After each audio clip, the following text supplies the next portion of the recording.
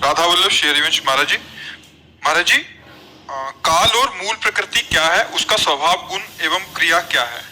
भगवान ही काल है, भगवान ही समय है और भगवान की इच्छा शक्ति ही मूल प्रकृति है।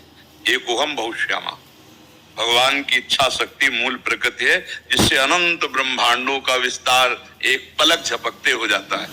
भगवान की जो आद्या शक्ति है, माया शक्ति है, वही इच्छा शक्ति हुई। एकोहम बहुश्याम, मैं एक रूप बहुत रूपों में हो जाऊं। वो अनंत ब्रह्मांडों में जो कुछ देख रहे हो सब भगवान बने हुए हैं और इसका स्वभाव है परिवर्तन, नाश, प्रतिपल। स्वभाव में देख लो आप, शरीर प्रतिपल नाश को प्राप्त हो रहा है, अपने को समझ में नहीं आ रहा। जितनी प्रकृति है ये प्रतिपल पतन की तरफ जा रही, नाश की तरफ जा रही है। जैसे हमारा जन्म हुआ तो हम सोचते हैं हम बढ़ रहे हैं, बढ़ नहीं रहे। जैसे हमारी 80 वर्ष की आयु रखी गई तो एक श्वास गई तो गई, एक मिनट गया तो गया, एक दिन गया गया। प्रतिदिन प्रतिपल हमारा नाश हो रहा है। वो शिशुपन गया, वो किशोर अवस्था गई, यौवन अवस्था जा रही, वृद्धावस्था कब चली जाए, मृत्यु अवस्था आ जाए। प्रतिपल प्रकृति का स्वभाव है नाश को प्राप्त होना। जितना कुछ गो गोचर जहां लग मन जाए, सो सम माया जानो भाई।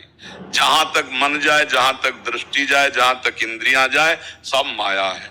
माया का लक्षण मैं मोर तय तोर, इसी से प्रारंभ हुआ है और इसी का अंत है। और इसी में माया की चादर ओढ़ करके वही परमात्मा विराजमान है। जो समय से बंधा हुआ है वो मायाकृत है और जो समय से अतीत है वो परमात्मा है। परमात्मा कालातीत है और प्रकृति माया के अंतर्गत। जो माया है वो समय के अंतर्गत है।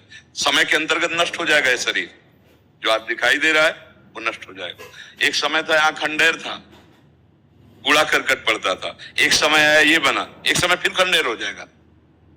ये परिवर्तन प्रकृति का चलता रहता है और काल भगवान का स्वरूप है। प्रकृति भगवान की इच्छा से प्रकट हुई। भगवान ने जो इच्छा प्रकट की अपने को बहुत रूपों में करने का, तो स्वभाव इसका है प्रतिपल नाश हो जाना। समझ पा रहे? प्रतिपल नाश हो जाना इसका स्वभाव है।